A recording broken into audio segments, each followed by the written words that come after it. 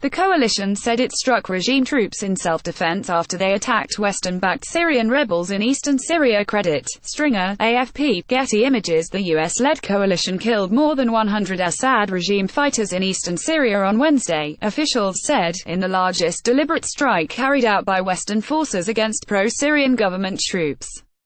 The coalition said it struck regime fighters with airstrikes and artillery after they launched an unprovoked attack against the Syrian Democratic Forces (SDF), the Western-backed rebels fighting the Islamic State of Iraq and the Levant (Isil) in Syria.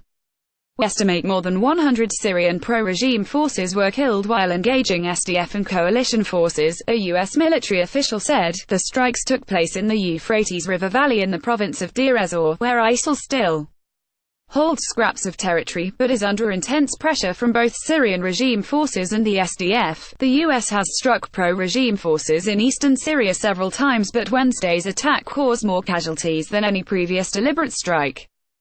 Syrian army fighters are operating against Isil in Deir Ezzor, as are the Syrian Democratic Forces. Credit. LOUAIBESHARA.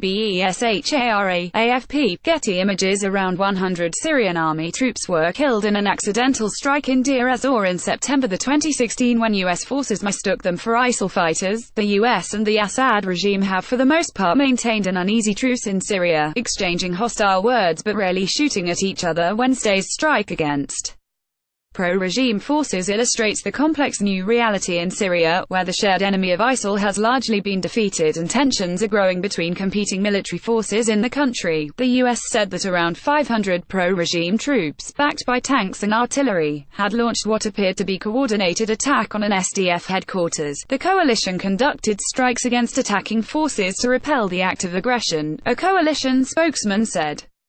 U.S. jets have uneasily shared Syrian airspace with Russian and regime aircraft. Credit. App photo. On June. The U.S. did not specifically say if the fighters were from the Syrian army or an allied militia or a foreign fighters group like the Lebanese militants Hezbollah. The Syrian regime said the fighters were from a local militia fighting against Isil and accused the U.S. of a war crime and a crime against humanity. Damascus regularly protests against the US-led intervention in Syria, calling it a violation of Syria's sovereignty, but has been largely powerless to stop it. The US maintains a deconfliction channel with Russia, which is allied with the Syrian regime, and the two militaries use the channel to coordinate their movements to avoid any accidental conflicts. The US said it had been in contact with the Russians throughout the attack on Wednesday and had been reassured that Russian aircraft would not launch strikes against the coalition in support of Syrian regime troops. Further strikes on regime positions are being considered within the U.S. government, a Syrian opposition diplomatic source told The Telegraph, particularly within the National Security Council led by General H.R. McMaster, and supported by Nikki Haley, the ambassador to the UN, but there is significant divergence within the administration, according to the source, with Secretary of State Rex Tillerson urging more caution. The French government is said to support such moves, having been frustrated by what it saw as flip-flopping within the Trump administration over their willingness to stand up to Russia in Syria.